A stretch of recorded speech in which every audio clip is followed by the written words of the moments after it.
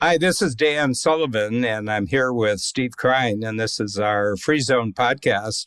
And we're just having an extraordinarily fascinating three-part series. This is number 3 with Keegan Caldwell, who is the founder of one of the fastest growing law firms and perhaps the fastest growing IP firm in the world, intellectual property firm in the world. And for the last hour and a half, we're discovering why that's so.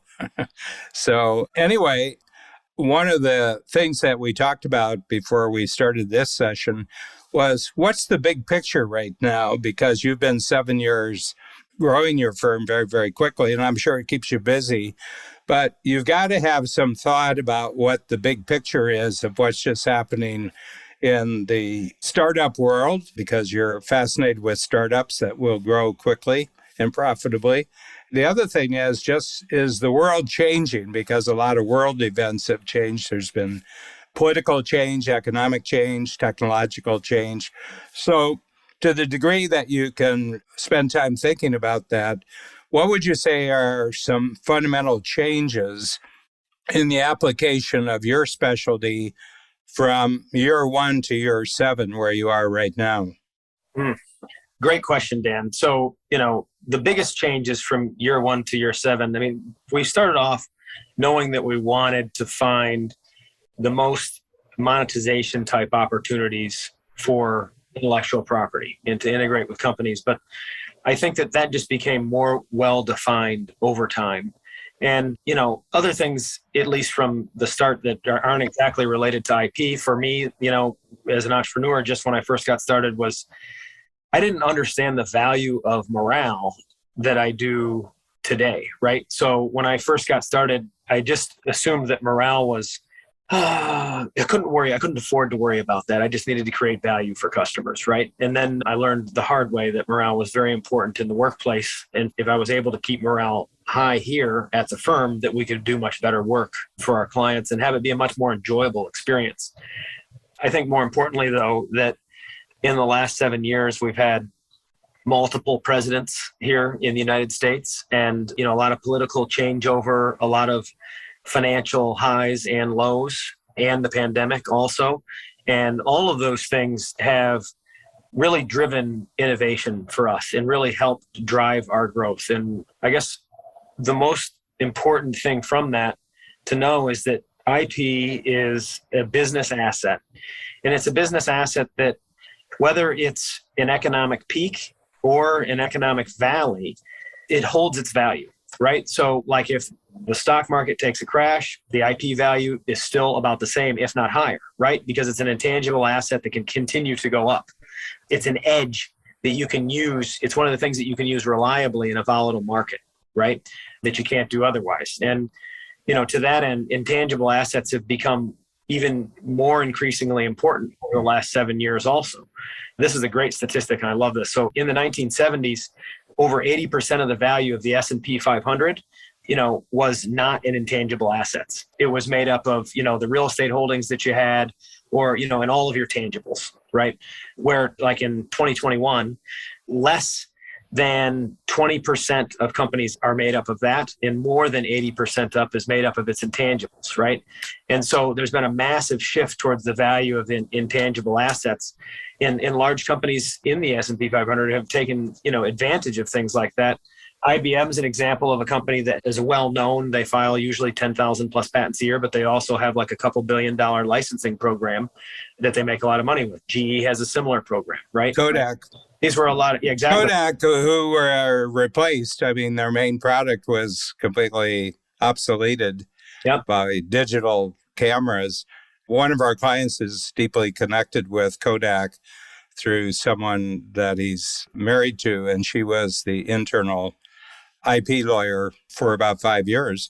And it was their only profit area was licensing their IP that had been built up over 100 years. Yeah, that's actually a great example of a company that failed to adapt and from a technological perspective and held on to some. They're like, no, listen, we've been at the top for so long, and they just were kind of a failure to adapt. I can see the guy who came up with the idea that you could take pictures without film, presenting the idea to the board of Kodak saying, let me get this right. If your idea comes to fame, we don't sell any more film. Yeah. Isn't that liberating? And then he got liberated. Yeah, I'm sure that they were like, please show this man the exit. Yeah. And then hopefully he had some IP on those things and went off to go be wildly successful somewhere else. But, the ability to leverage the empirical data that we have, right? Like knowing the power of intangibles, the ability to be able to raise capital. Then that's one thing that we actually, on a tangent real quick with that, you brought up when we were not on the air talking about how much money there is available right now in the United States. And I think that this is very much true. I think that, we see this even now where the stock market is not doing very great, that there are so many new venture capital, private equity shops. I had a friend just call me a couple of weeks ago and was like, please find me a company. If you can find me any company that's got, 5 million EBITDA, right? Then I've got 30 to 100 and I need to do 2 or 3 of those by the end of the year, right? And I get like multiple phone calls like that from people that are looking for, very particular types of investments. And because there's so much capital now, where it used to be that, this was the buyer and the seller's market scenario, right? It used to be where the clients of mine were like beating their head against the wall trying to find these opportunities, right?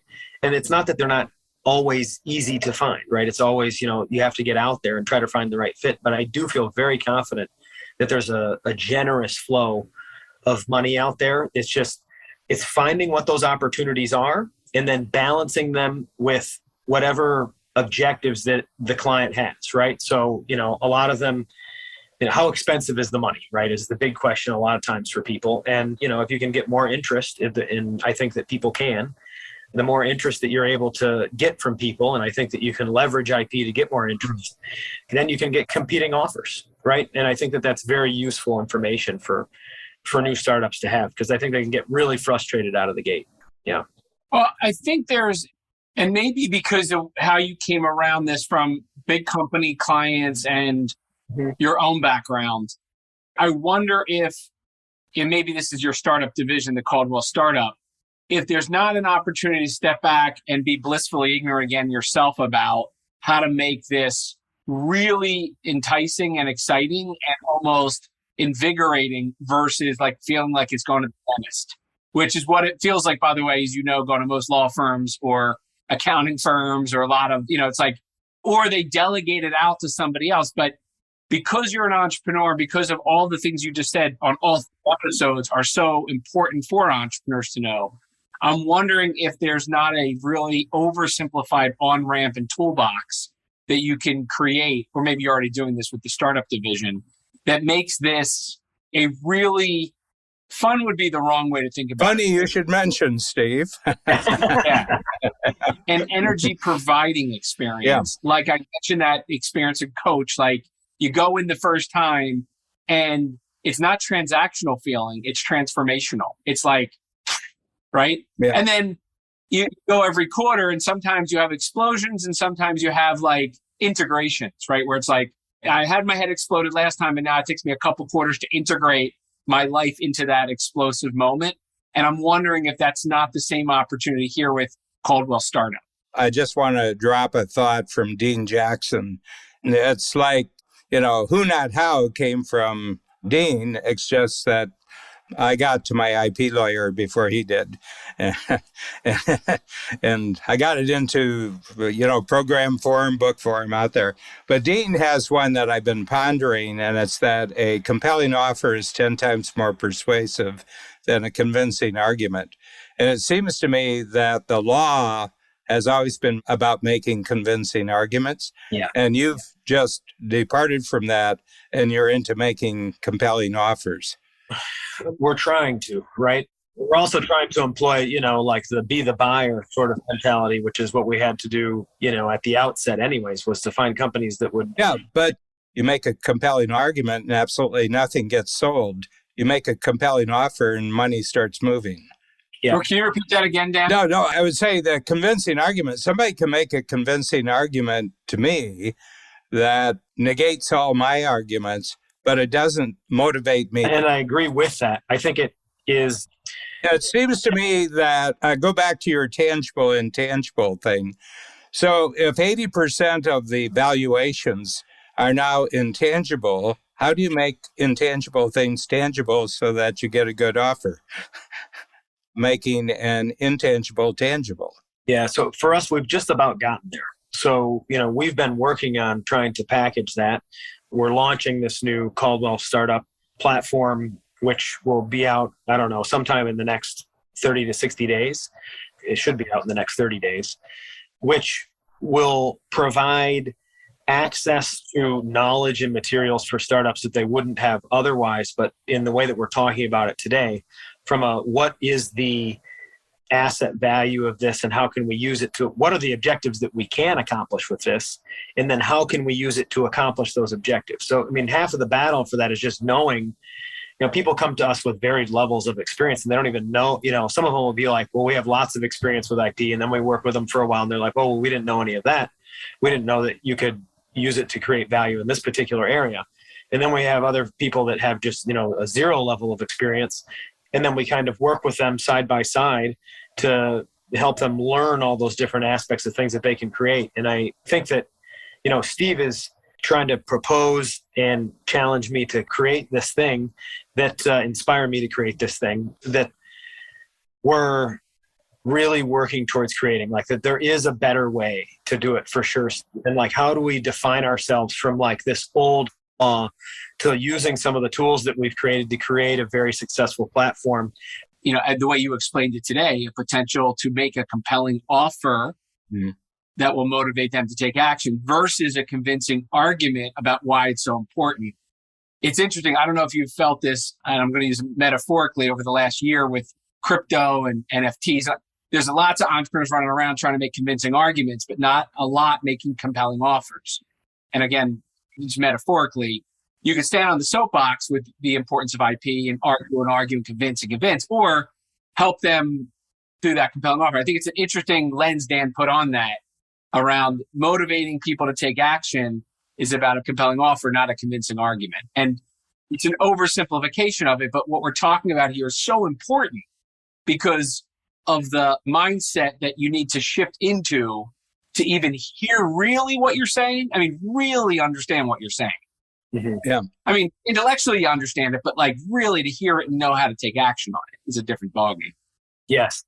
And so, and up until now, and I think that this is one of the entrepreneurial, humbly, one of the entrepreneurial hurdles, that I face, especially as we've scaled so much, is that I have all of this knowledge and value creation for the IP and the offers in my head.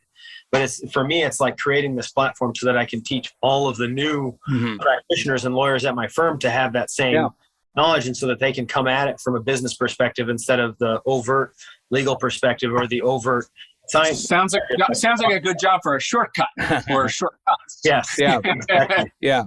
I think it was around late 1980s. I did a book called The Great Crossover. And I was talking about that we're in the midst of a crossover. And crossover always takes place in history when you have a fundamental change in the way you can communicate. Okay, so obviously going back a million years, it was when humans could talk to each other and the other species couldn't. That was a crossover. Some were better at others. And then you had writing, which was number 2. You had printing, which is number 3. And now we have digital. And I gave 1975 as the beginning of the crossover and 2025 as a 50-year. I said it's going to take 50 years. And the big change is from a pyramid-shaped organization to a network-shaped organization. One of the things I've kept track of, what are the fastest growing industries? And for about the last 10 years, the number one fastest growing industry in the world is IT. Okay. But the number 2 fastest growing industry in the world is coaching, of any kind of coaching. And the reason is that technology doesn't coach itself. So the moment you create a new technology, if you don't have a coaching component talking about the compelling offer, coaching is really how do you get access to the compelling offer of a new technology. So it seems to me, after rapid growth for 7 years, which were for cash flow, for profitability reasons, and for positioning in the marketplace, you're at the point now where you have the mind space that you can say, how do I make the constant success of Caldwell IP into a coaching program for the growth of Caldwell? Yes. Because you can't be the coach. I mean, when you have 25 people, you can be the coach. When you have 250 people, you can't be the coach anymore. Yeah. And honestly, that's a lot of the value that I get from participating in Free Zone is learning from the other folks that have been in my particular position, growth position before, where we've been scaling so much, the last 6-7 years that we have reached we're always reaching these new inflection points, but now we've reached one where it's, how do we scale from where we're at and how do we continue to keep pace of the growth and being able to, how am I going to multiply the amount of me that there is within the organization, right? That's always the issue, how does the entrepreneur scale? Yeah. And I think that's what Steve's getting at too. And that's why I was thinking about, innovation, and we've been talking about innovation and value creation throughout all three of these episodes, right? And they're just so core to, it doesn't even really matter what business it is that people are in, right? Because there's people even in the coaching business that come to me and they say, hey, listen, I think that there might be some IP here. We're not really sure, right? This is something that is real IP, or that's an area where people wouldn't maybe traditionally think that there's patentable subject matter, right? But there certainly can be, right? And it's the exploring, and as well as anybody, the value of IP to your brand, right? And being able to protect that. And, you speak about it regularly and the value of that for people. And I think it's very responsible to do so because it's an easy asset to add that there'll be a return on. And so and it dissolves all those dangers in the DOS as well, right? So a lot of the dangers that, will someone be able to sue me? I mean, maybe, but at least it's going to give me some options to be able to stop others like we talked about with the monopoly, right? It's going to be able to create some opportunities by being able to create, potential licensing programs or monetization options or raising money or, whatever that is. But it really helps dissolve a lot of the liabilities for you. And then it helps you excel and have more. But I think there's a thing that I notice with people who are lackadaisical about IP. Like I bring up the topic and they say, I don't really want to get into that, And coach is about 96% services. The vast majority of our entrepreneurs are service businesses. They're not manufacturing. They're not retail. But because you don't want to know about this, you also are not courageous in terms of creating new things. And there's something that keeps you up in the middle of the night when you're thinking about creating a new thing and saying, the moment I start talking about it, somebody's going to steal it. And the reason is because you're completely ignorant about that IP is actually a design feature of creating your new thing. Yeah. I'm really glad that you brought this up because I think it's at the core of what Free Zone stands for. And we haven't really talked a lot about this yet. And that's, being free to collaborate with whomever I want to be able to collaborate with and not to worry about that. Like, how does IP directly relate to a non-competitive environment? And it seems like that there's gridlock between those two things, but I'm telling you, there's not, man.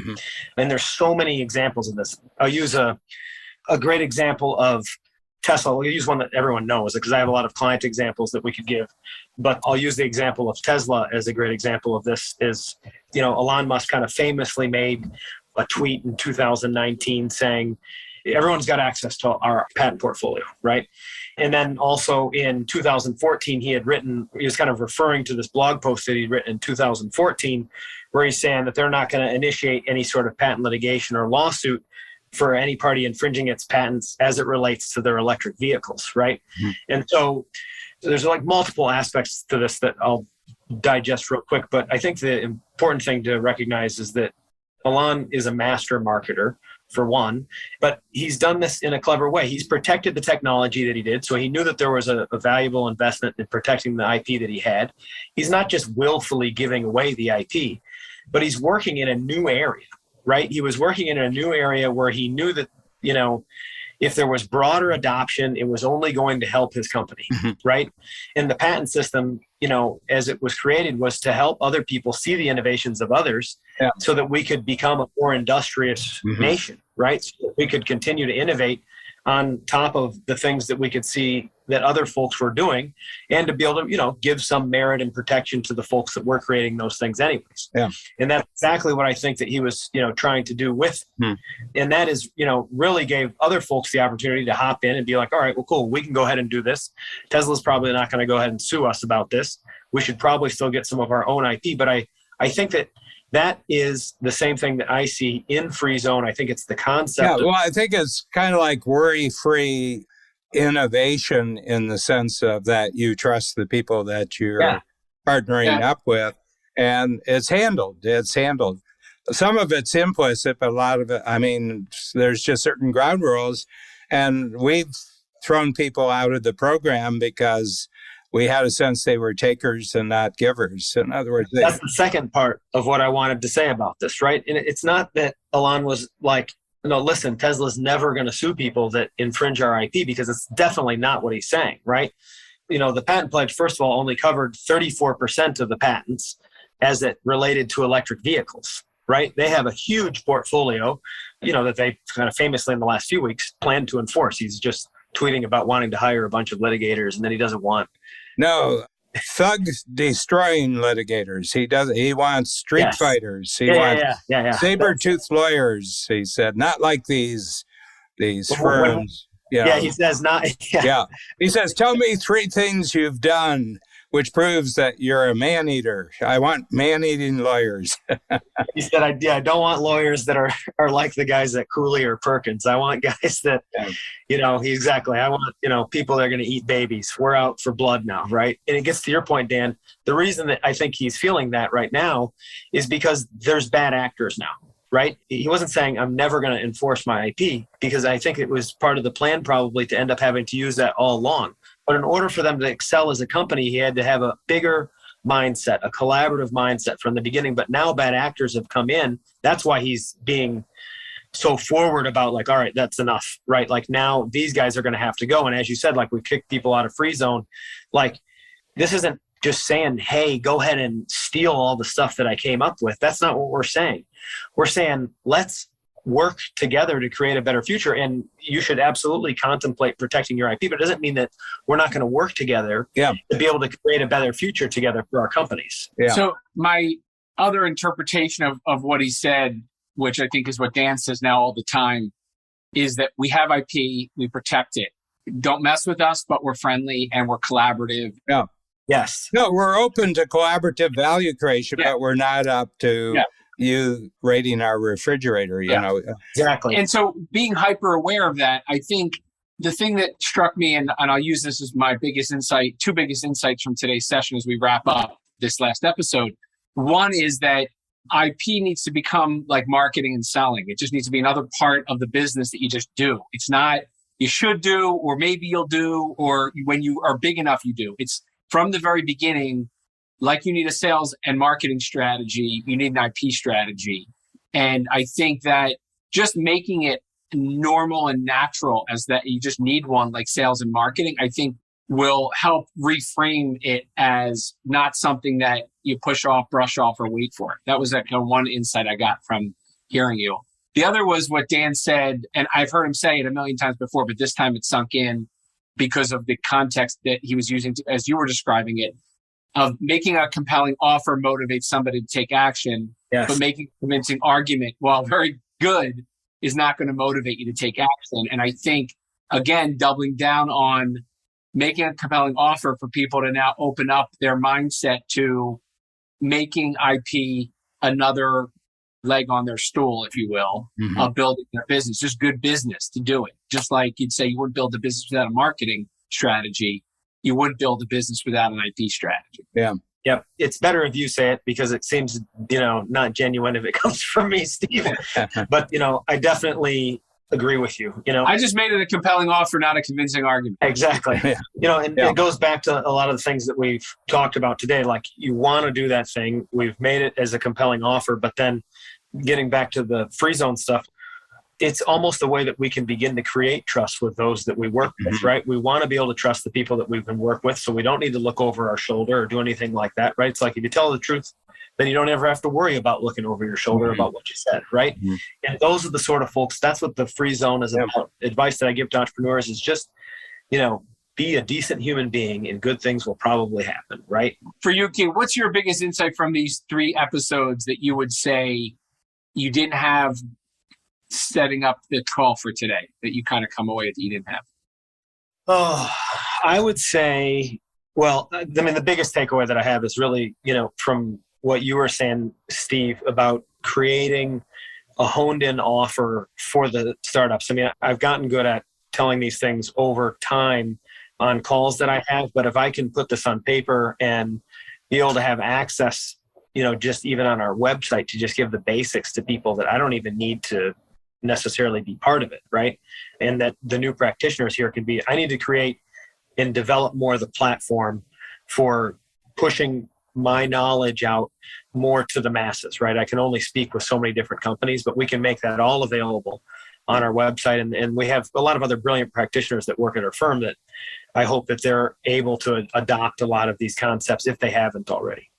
Mm-hmm. Dan, biggest insight? I would say that you're very timely, because I think that we're now switching to a world where the growing value, economic value, and the most exciting environments are those which are masters of intangible assets. I mean, in one way, you can look at the Russian-Ukrainian situation as a clash of a really huge country with enormous tangible assets going up against a very small country that's getting the benefit of the world's intangible assets. It's kind of like the first in-action weapons trade show I've ever seen. In other words, every weapon maker in the world saying, call Ukraine, we'll give them 12 free, just if they'll test it out and give us a report afterwards. The Russians, the big overpowering country, has massive amounts of hardware that's essentially made worthless by shoulder-held rockets, so, and I think that we're at a sea change in terms of what constitutes value in the marketplace. Right. And more, I'm totally in agreement with you. I think it's who you are actually is the biggest value. What your mindsets are, what your behavior is. Are you easy to play with? Are you easy to work with? I think these are what are becoming the key to ever increasing economic value in the marketplace. And I think you have your finger really on the pulse with this one particular marketplace specialty. Yeah, thanks, Dan. Yeah, and I think that 100% agree with what you were just saying. I think that's kind of like an example of the Web3 mentality as well, like a more community-based approach. I think that we see that proliferated way beyond just the Web3 application. I think that's just kind of a common name that we see. We had to give a name to something to define all of that, but we see it in all other industries as well. And I think there'll be more and more adoption of that, as you say. Yeah. So, yeah, I really appreciate all the insights today, guys. And I think I have a lot of clarity as to what I need to go do now as well. All right, Dan, you want to wrap it up? Yeah, really delighted. I had a real introduction in the 90s from John Farrell in this whole area of intellectual property protection. We've had some negative experiences where it really sharpened our alertness and our preparation when we introduce something new in the marketplace. But I have to tell you, my whole thinking about this has really taken a quantum leap in the 3 podcasts we did, Keenan. I'm really appreciative for you giving us your time.